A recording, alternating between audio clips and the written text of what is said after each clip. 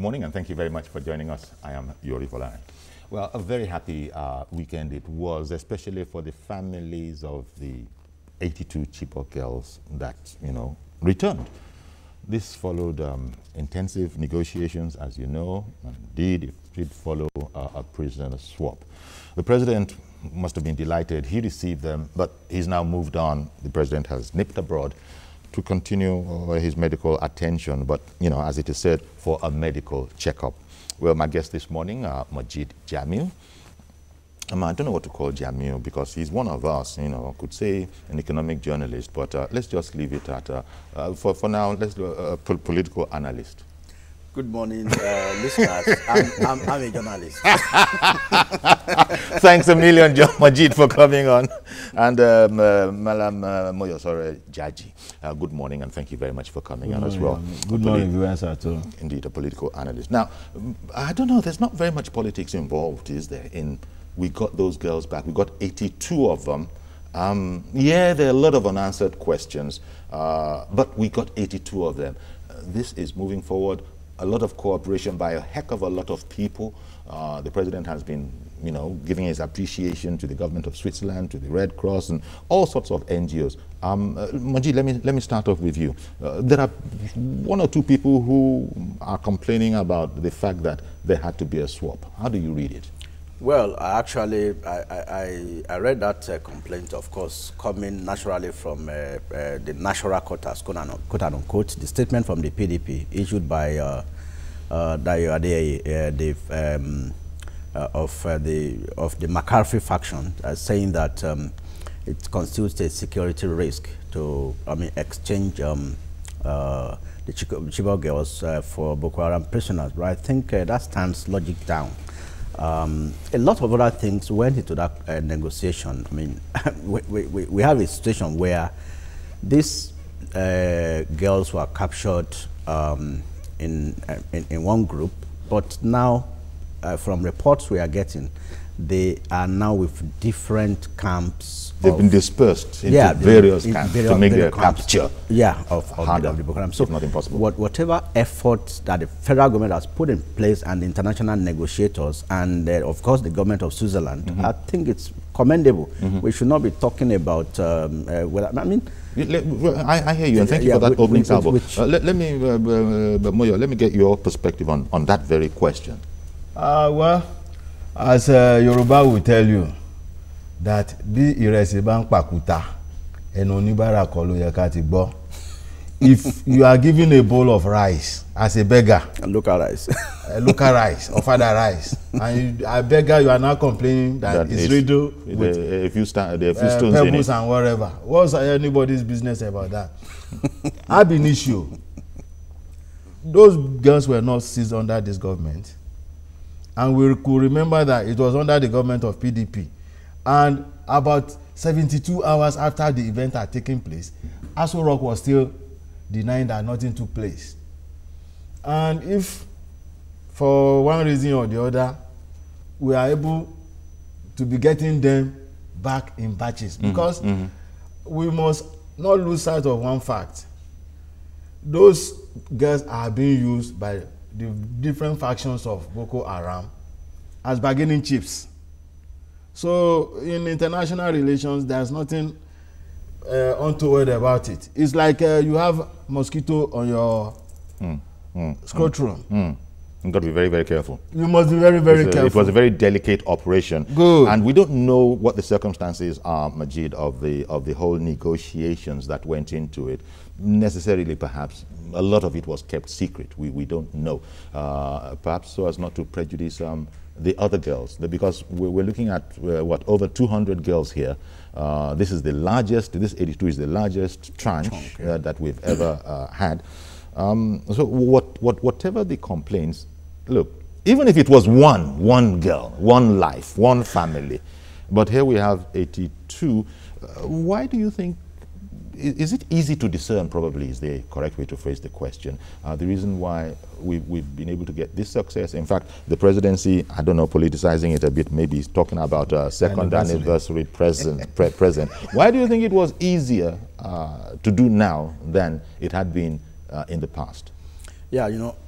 Or not easier, but doable. Yeah, the presidency got a renowned international negotiator involved in this, and also, I mean, the Swiss government, I mean, is known for such negotiations. I mean, you could see that the president actually mentioned, and also the International Red Cross Society. So, and the Red Crescent. And the International Red Cross and Crescent. So it's a lot of diplomacy was involved. And because we are talking about human lives here, and you can see the emotion that has gone into, we are talking of 3 years and about 19 and about a few weeks. Yes. On one hand, on the one hand, just where you got to there, I'm just recalling the TV pictures of fathers crying, hugging their daughters, you know, those are the real powerful emotional scenes that out of all of this that suddenly bring into very, very sharp focus the human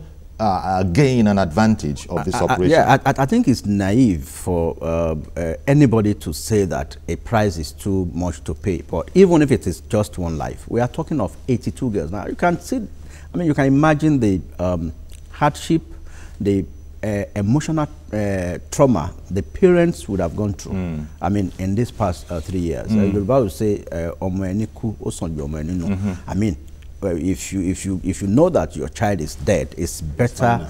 That one is finer. But for you to think, well, I mean, at times you see some. You just don't have closure. You don't have closure. You don't have closure. You see some people. The moment, anytime you see anybody that resembles your daughter, I mean, then I mean, especially given the fact that these are female children, and I dare say, I just saw one lady just there. I'm not sure if that mother, if that is a mother, I think it might have been one of the Chibok moms that we brought in. She's very, very clearly resembles one of them. But anyway, can't make up her mind about that. But much as what you're saying is spot on, Majid, Ahmed, when you look at the girls, these were children when they went away.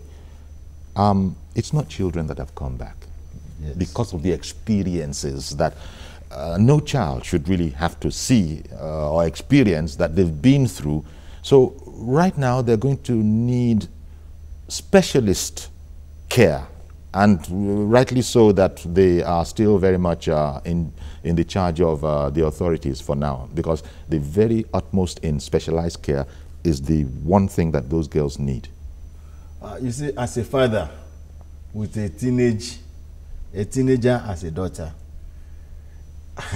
I just can't fathom the emotional, trauma these people will have been facing for the past 2 years or thereabout.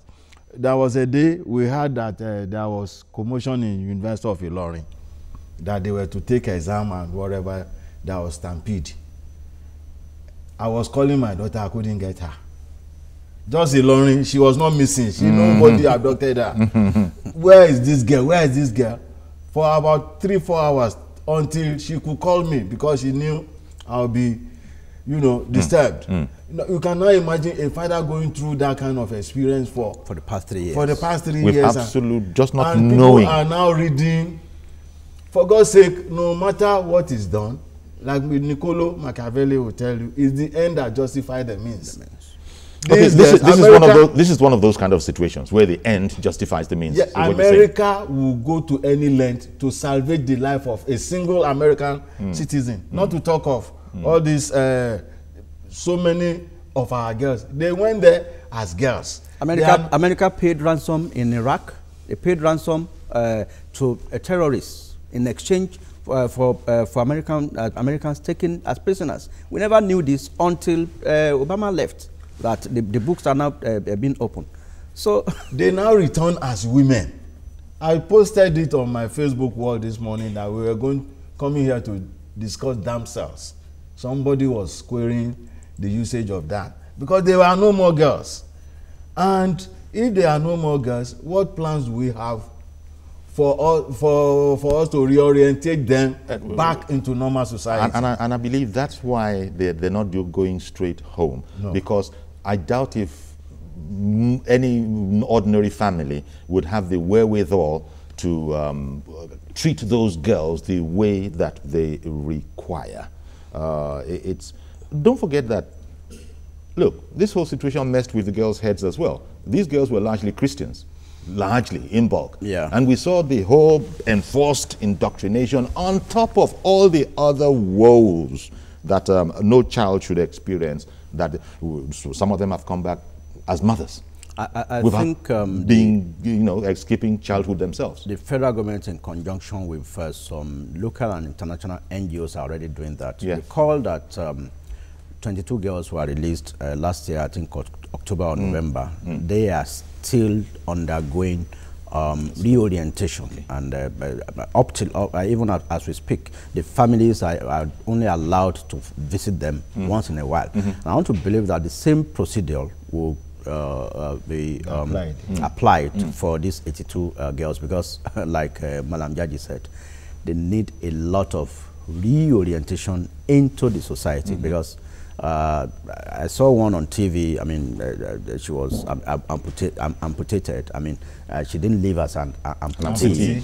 One was on a wheelchair. I mean, she was not on a wheelchair when she was abducted. And I know that some of them will have been mothers, just like the same way we had with the 22 Chibok girls. We had about 2 of them had babies. So it's going to be a reorientation, a different kind of stuff. I mean, like Femi Adesina, the spokesperson for the president, said this morning, said that process has already started, because it even took them 2 days for the government of Switzerland and the International Red Cross and Crescent to transport them from Sambisa to Abuja.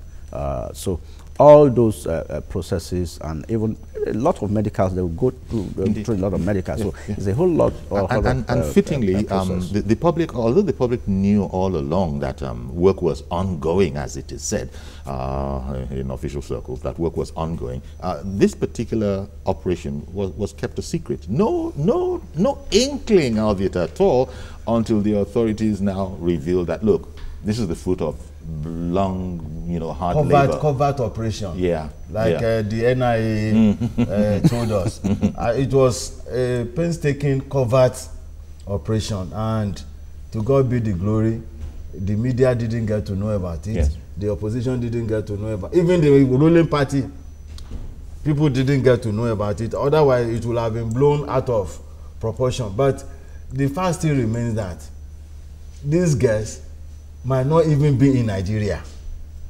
and they will belong to different factions of. That was why, when I was listening this morning, some people querying that they said they've taken over Sambisa. Why can't Nigerians ask who established Sambisa Forest as a training ground? Some people in this country, they have the blueprint of that place, underground tunnels and wherever. They have it. They should ask them. So, but the important thing is, these girls turned women are missing, and to God be the glory, at least about 50% of them are now back with us. Okay, we'll take a break, and we'll come back to it. Stay with us, please.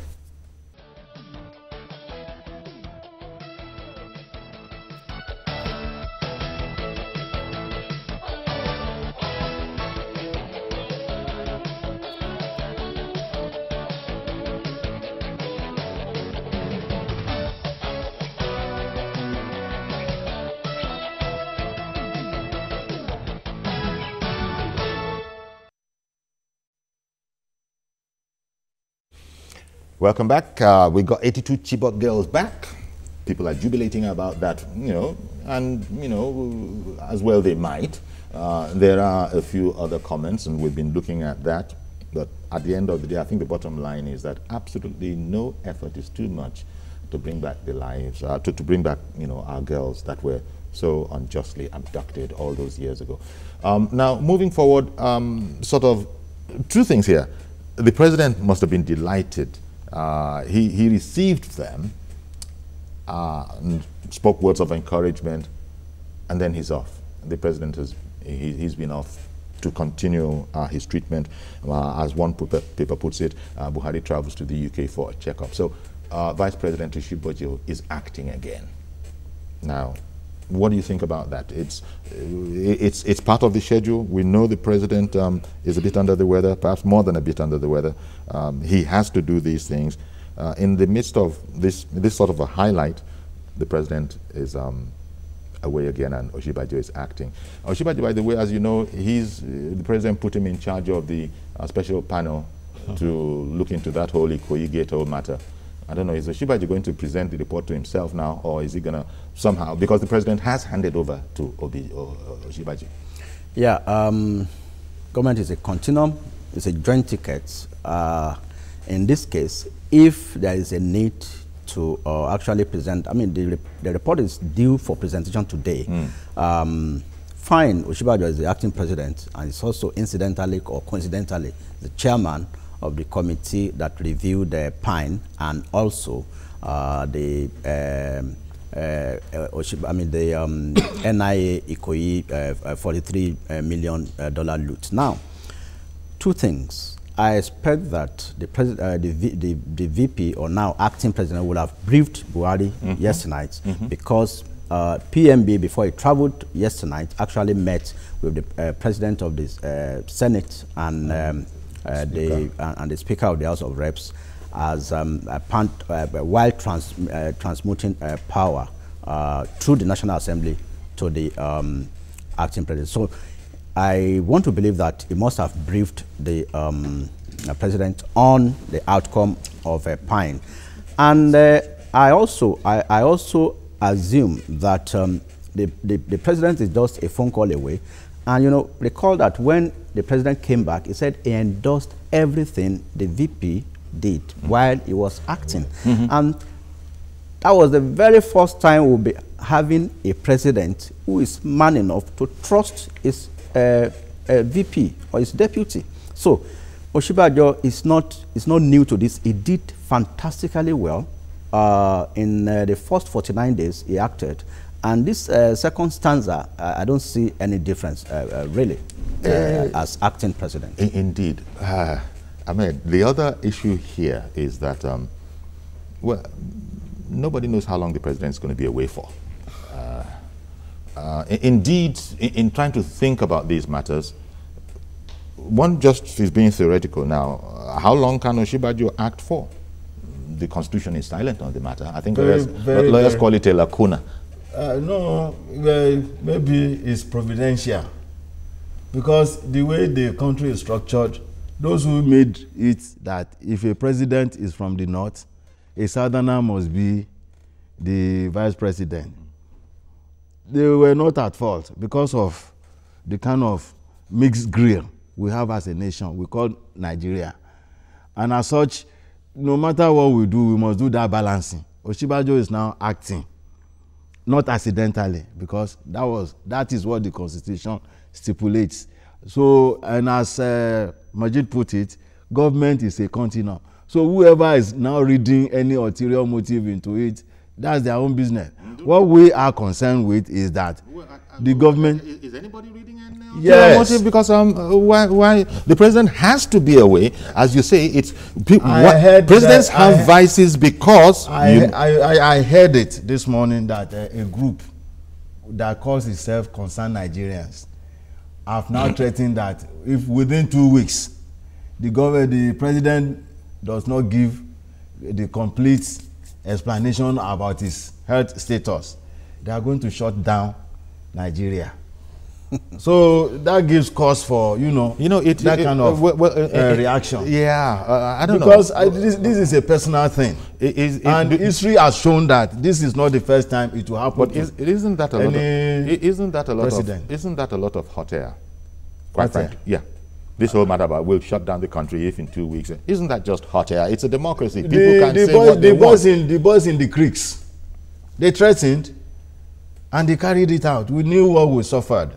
So it is now the onus is now on the security services. Yeah. If they are up and doing. Majid, what's your take on all of this? Because look, anybody can get up, unfortunately, and say what he wants, so far as careful enough to just skate, very close to the edge without crossing the edge. It's a democracy. You'll be allowed. But how seriously do you think such matters should be taken? The president is away, which is the important thing. It's also important that in his being away, there's no gap. There's no disruption. All of that has been taken care of. But there still is the whole matter about people want their president, and especially if they, for whatever reason, have to not have him, they want to know for how long for. This case, you can't know how long for. You don't know if it's 2 weeks. You don't know if it's 3 months. Indeed, maybe 6 months. But of course, I want hope that it's not. Some people will always want to be heard. Like somebody gave an intention to defect from a party to the other. Somebody from somewhere found it saddening. I mean, that he had to write and be saying that he is sad. So there must always be something that people must talk about. Some people say it's distraction. I see this as a distraction. You think this is peculiar to our society? Very peculiar to our society. Because when you look at other societies, they don't have such distractions. Yes. I've got to go on a break now. We'll come back and continue with these distractions that we inflict on ourselves. Stay with us, please. We'll be right back.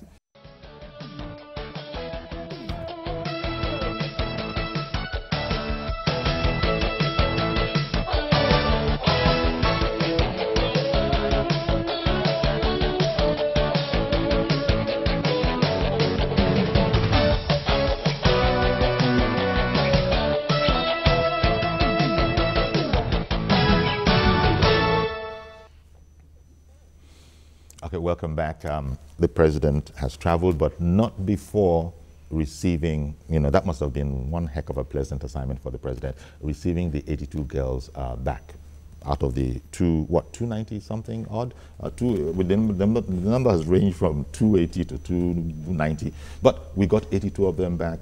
And before that, we had, I think, about 18. So we're making progress. Boko Haram, whereas I don't think anybody's going to come out and say that the back of Boko Haram has been broken, but certainly they don't move around. They don't have as many local governments under their charge. Quite frankly, they're on the back foot. And the government has made appreciable gains in terms of totally defeating Boko Haram. Now the president has moved on. He's had to go to the UK to continue his medical checkup. He's handed over to the vice president. Absolutely no gap yet. We're hearing that, well, it's not so much what we're hearing as the worrying aspect of we don't know how long the president can be away for properly before other processes, kick into effect. Right now, the Constitution is silent on it, and that's where all sorts of distractions are allowed to come in. We were talking about. I interrupted you to go to break. Yes. I was going to say that when the president came back from the 49-day vacation on medical vacation on March 10, he did say then that he would be going back. Yes, but I don't know about medical vacation, because don't forget that the president said, I've never been this sick in my life. So that was hardly a medical vacation. To the extent that even he said he had a blood transfusion. He went. So that was more than a vacation. More than a vacation. So now he gave a hint then that he will be going back. Now that he has gone back, I don't think it should be much of a fuse. And now, when asked when he was going to come back, he said it's dependent on the advice from his doctors. And he has every right to be that way. To that. Who we heard, although we weren't party to it, who we heard were not happy for the president to depart UK at the time that he did. But we were all clamoring. Everybody wanted their president. So he came. I don't think we need to gainsay the fact that most of us saw that the president still needs a bit more attention. Yeah. You see, we should not, lose sight of a fact. That is the fact that Nigeria is made up of different nationalities, different tongues, different political leanings, and different religious. All these three factors do come into play when people are discussing Nigeria affairs. Yeah, but you're talking about ethnic nationalities, right? Yes. Oh, okay, because when you say different nationalities, well, Nigerians. I said different tongues. And tongues too. Now, if you look at it very, very well, I was alluding to the fact that those who crafted the Constitution, they were smart enough to admit that Nigeria is a coat of many colors. That is why if you have a president from the south, you must have a vice president from the north to balance the equation so that nobody will feel, left out. And providentially, nobody expected President Muhammadu Buhari to face these medical challenges. If things had gone the way we had expected, he would have gone through his 4-year, tenure in the first instance, and Professor Yomi Osinbajo would have been his vice. If Nigerians feel that they've done wonderfully well, they can still continue to 2023. But from what is happening now, and from what those the Emir of Kano, Emir Sanusi, those he called the vested interest in Nigeria, the move they were making last week gives some of us, great concern that are these people not trying to short circuit the system? Now, in a situation, though it's speculative, in a situation where you are said to be giving, allegedly, the present vice president some conditions that if this thing should happen, this is what you will do in 2019. It doesn't all go well for us. As you said, these are speculations, yes, Majid, and distractions. And for that matter, thank you very much. For that matter, distractions. There is a full-fledged presidency on the ground now. Yeah. There is no cause for alarm, really. It's just that we have to feel the way we, even Mrs. Madam First Lady said that, look, my husband is not as badly ill as people think. Then why the meeting of the Three Musketeers? Now that's another question. Why? We looked at the question here on set. So look, why are those guys? Why did they go? To Minna to meet with to meet. We're talking about IBB Obasanjo and Abdul Salami, plus including one other guy, as we say locally, plus including it's unfortunate that. The way Nigeria is structured, like Malam Jaji put it. I beg your pardon. Let me bring in Joshua calling in from Bidda in Niger State. That is, good morning, Joshua. Good morning. Thank you very much for calling in. Yomi and the panelists this morning. Thank you. I wish to contribute this way. Sure. The president going on vacation, maybe to take care of his health, is of a paramount importance. Because if you look at it very well, they discover that it is... Well, it's not a vacation. I think we should be careful about our terminologies. It's not a vacation. Yes, he's gone for a medical checkup. Yes, medical trip. You discover that it's very, very important. It's very, very important at this very time. It is only a healthy person that can really govern or do very well when he's in the office of the presidency.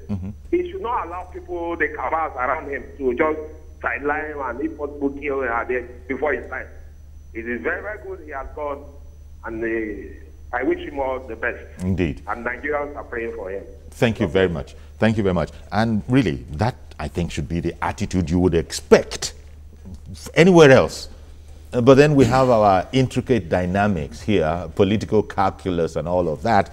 And we have what we have on the ground. In fact, we got to a level where some people, because of freedom, are saying that they will shut down they would like to shut down the country. Until we develop up to a level where we have a 39-year-old emerging as president, as an independent candidate in France. And he was able to do that through the power of social media.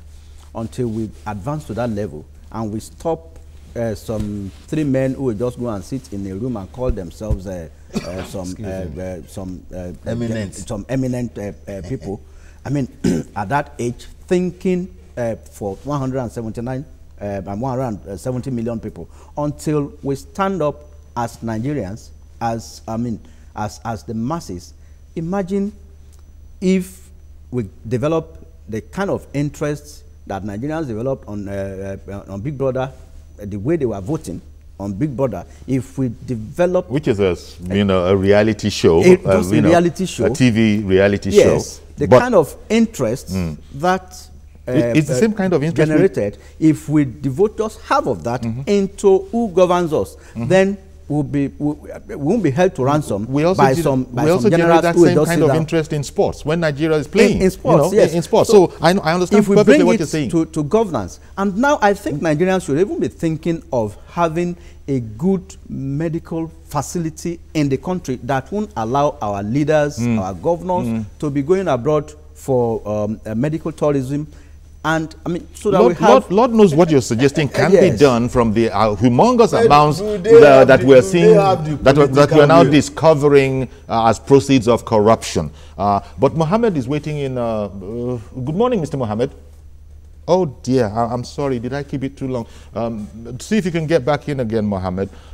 Especially when you look at all the money that's just going to waste through corruption. We could do all of those things, but I think the earlier reference that Jamil made to the gentleman Emmanuel, the new president in France, yes, Emmanuel Macron, Emmanuel Macron, a 39-year-old who without a political party, without a political party, yes, within a year of his movement, it must mean there's a certain level of transparency involved in that whole political society over there, because it could never happen here. Yori, let's give credit to sound education.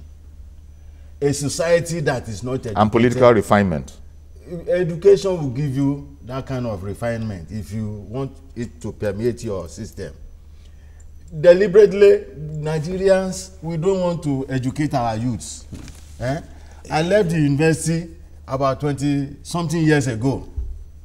As at that time, the UN stipulated that Nigeria, every developing country should be using 26% of the national budget on education. Yeah. Up till now, we've not been able to spend 10%. So you're saying it's a form of enlightenment, of education? It's a form of subjugation by the elites. No. I'm talking about what's happened in the France. Yes. Yeah. Why it could happen. Yes. It's because of the education and enlightenment of the society. The orientation they gave the youth. They gave the youth the chance to grow, the chance to express. Nigeria, we don't give our youth the time. We only give them the way to go for Yahoo. And France is allowing a 39-year-old to think for it and lead it. Yeah. Good morning, Mr. Samson in Ikorodu. Sorry for holding you up. Good morning, Uncle Yori. Good morning, sir. Good morning, sir. Good morning. Give kudos to you. And then the gentleman there, good morning. Good morning, sir. Thank you. You are well done. A great job, well done. You see, my contribution is I'm really happy about the 82 Chibok that brings back. It's a great joy to all Nigerians. And what we need by now is prayer about the remaining girls. That is my contribution. Okay. Grateful happiness today for all Nigerians to be parents. Thank you very much. Thank you very much, Mr. Samson. Happy that we got 82 more girls back. And this is on top of the 18. Was it 18 that we got back? 22. 22. We have 104. Now that's that's about 50, roughly 50%. And we started all of this. I remember. How many days have they been away now? Have we hit the 500 mark or 500-day mark? No, more than 1,000 days. More than 1,000 days. Yeah, because we've had 3 years since 2014. So you see, and 350 days. We are on more than 1,000 days, about 1,090 something days. Indeed. So the people that went away as girls are coming back as young women, and that is, well. So kudos to all the authorities. The military, especially as the president was, he included them in his appreciation list. So all those guys that have worked night and day to bring those girls back, and we hope to get the rest of them back. But we're looking at the peculiar nature of our society. The president has to be away, the vice president is in charge, and the whole place is in a tizzy. And this is as a result of the political... Mr. Hassan calling in from Lekki. Good morning, sir. Good morning, Mr. Yori. Thank you for calling in. Good morning, Malam Jaji and the other gentlemen. Good morning, sir. Good morning, sir.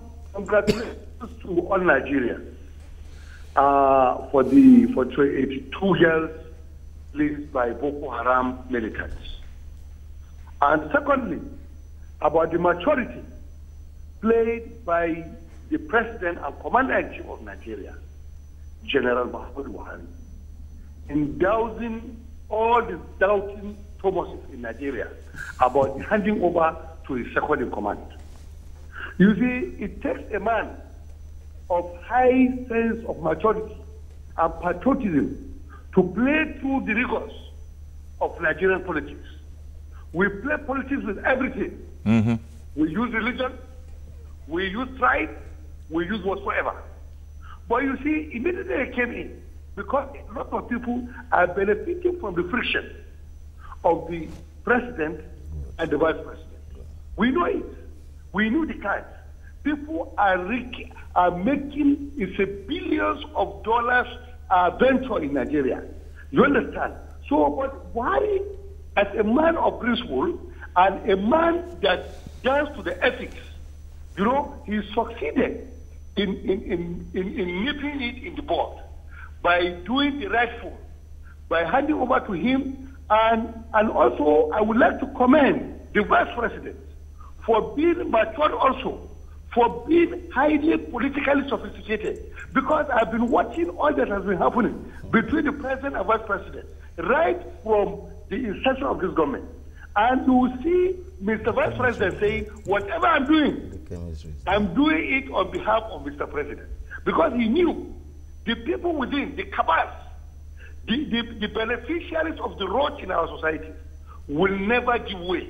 And they will always come with any one bull and dog stories to build up a kind of friction between two of them. I congratulate them, and I congratulate Nigeria, because we knew what we want. All right, then. Thank you very much for calling in, Mr. Hassan. We'll go to a quick break now. Stay with us. We'll be right back.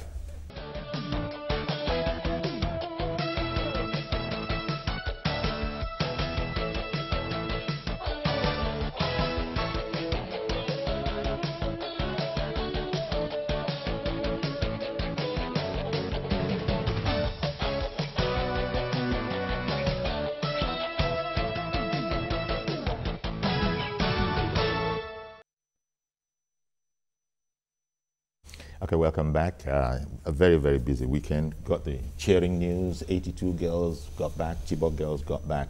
President has received them. The president has had to, travel abroad for his to continue his medical treatment. Vice President Oshibajo is in place. And just by the way, we're putting all of that with the 39-year-old Emmanuel Macron, who became president in France. These are the youngest ever, president in France. We were just saying that that kind of a thing, as of now, is not going to happen locally. But we're not going to spend much time on that. We're going to look at the situation we have where the president is out and still we're talking about it. But there are worrying aspects to the whole thing, in the sense that, having taken everything that has been said for granted, that there is a smooth transition, no vacuum, yet we don't know how long the president is allowed to be away for. Is that something that we can leave like that? We don't know how much time he'll need. We hope he doesn't need much time. What the Constitution says is, if the president is going to be away for more than 10 days, he must communicate in writing to the National Assembly, transmuting power to the vice president. That's what the Constitution says. But the Constitution was not specific. The Constitution only says if the president is incapacitated for 60 days. That's where the Constitution was not specific about how many days the VP can act for. It only says which presupposes now that the minimum number of days the president will spend for this checkup is 10. So, I mean, because for minimum, that's minimum. Maximum? I think it's the doctor that can answer that. Indeed, and the president has said that so as much. Mr. Samali, thank you very much for holding on all that while. Good morning, sir. Very good morning. Mr. Jaji, good morning. Very good morning to you. Sir. Yes, Mr. Yorim, my problem has to do with the way we look at things in this country. Like the last speaker, Mr. Hassan, who Mr. President leave the office vacant without handing over to his successor. The Constitution said it clearly, which he has done. But I don't see anybody seeing it other way around. 2 weeks or 3 weeks back, Mr. President was not coming to the office. We also saw it coming. Those of us shouted, we have been called names. Look, whether we like it or not, as at now, Buhari is the president of this country. Except something has happened, we all voted for him. No one is praying for him to die. If he is sick, let him do what he has just done. You understand me? So I think it is the best option. I read an editorial in the Punch last week which says the last sentence that if it becomes acceptable for him to do what he is been elected to do, he should take the narrow road, resign, so that we will not create another political impasse like that which was about to happen when Yaradua was sick. We all know what happened. Enough is enough. We should not play politics with everything in this country. Yeah. Thank you very much. This is the number one citizen of this country. Whatever is happening to him, we should be told what is the true state of his health. We are all praying for him. Nobody wish him dead. All right, then. Thank you very much, Mr. Samali. Really appreciate your call. Also now returning to the whole matter of the three generals that met purportedly because of their concern about the health of the president. I'm talking about former President Obasanjo, former military president IBB, Babangida, and the General Abdul Salami Abubakar. And General T.Y. Danjuma was inadvertently absent. You know, these are people that took over the reins of this government in their 20s, 30s. General Obasanjo retired at 42 years. That was about the time he is supposed to have even started. And the same thing, T.Y. Danjuma was 29. Babangida, we all knew them. They were there for that much. If they had done very, very well, Nigeria wouldn't have been where we are today. The decree, and yet these guys are meeting together. The decree we are using now as a constitution was crafted by Salami supervision. Intentionally, they made sure that independent candidacy will not be inserted. The guy in France got to government through without a political party. You know, he's now going to go through the way things are in this country today. Yeah. If you allow independent candidacy, the youths and whatever, how many graduates are we churning out from our university system every year? You tell me they don't know, they won't know what to do when it's necessary. But they say no independent candidacy. Blessing, good morning. Good morning, Mr. Yori. Thank you for calling in, ma'am. Yes, sir. This is my own little contribution. I wish our president a quick recovery and he will come back and meet us. Without the president and the president, Mr. Yori, anybody can force it. We should allow this man to have rest of mind and it just this work. See, Mr. Yori, if we like, we should put somebody of 40 years here. If the person wants to fall sick, he will fall sick. Let's put somebody of 20 years here. If he wants to fall sick, he will fall sick. There's nothing we can do. His time is not yet for him to die. There's no noise he can do. He will not die. So we should just leave him and start praying. If you know you love this country, pray for the man. If he's going to win second time, there's nothing anybody is going to do. He's going to win. The Bible promotion does not come from north or east, from the Almighty God. If he likes, let him go to Babalawo. God has decided that he will win. He will win. They should stop planning this issue. As long as I'm sick, so because of that now, my work will not go on. So they should just let this man rest. Bring another topic. All right then. All right then. Thank you, Madam Blessing, for that little contribution, as you put it. This is because when a Nigerian faces let me just put my little contribution, expect a major matter. And so she's saying that, look, you know, this is being pushed to the top. Unfortunately, because of the kind of society that we have. Everything is politicized. Everything will be politicized. But I guess we have to deal with it. We have to live with it. This is the way it is. A Bavarian saying, he said, Sam, we are who we are. There's nothing anybody can do about it in Nigeria. Mr. George, good morning. Good morning, Uncle Yori. Thank you for calling in. And good morning to the gentleman there. Good morning, sir. Uncle Yori, we don't need to bother ourselves about people who don't wish others well. These were the same people who said girls were not stolen. I hope they are now burying their heads in shame. And I want to congratulate the president for his effort. And also, the hero of the time is Mrs. Obi Ezekwesili. I must give it to her. Her persistence She was of her group, the effort of her group, her persistence was the reason why government did not forget about those girls. Yeah. As for the health of the president, he has done the right thing. You know, I said last week that he should shun all those greedy people around him and mischief makers, and go for treatment. And he has done exactly that. So no need to be giving airtime to people to be bothering themselves about the governance is going on, and we have a capable vice president. What else do people want? And the feelers I'm getting is that those elements in the National Assembly and those people who are instigating others to come and protest, they want to do something. They will incur the wrath of people of good conscience of this country. Let them go ahead. Indeed. We shall see where they will get to. Thank you very much, Mr. George, for calling in. That's our last caller. And really, that's about the size of it for our program. But the point being made that there are those who, well-wishers of the president, the presidency, who are saying, can we spend our time more judiciously apart from this normalcy? This is really normalcy. This is how it's supposed to be. Everything is in place, yet we're kicking up dust as a result of all of it. Well, again, maybe just to, in closing, congratulate ourselves, that we got 82 of our children back. Yeah. It doesn't matter the condition.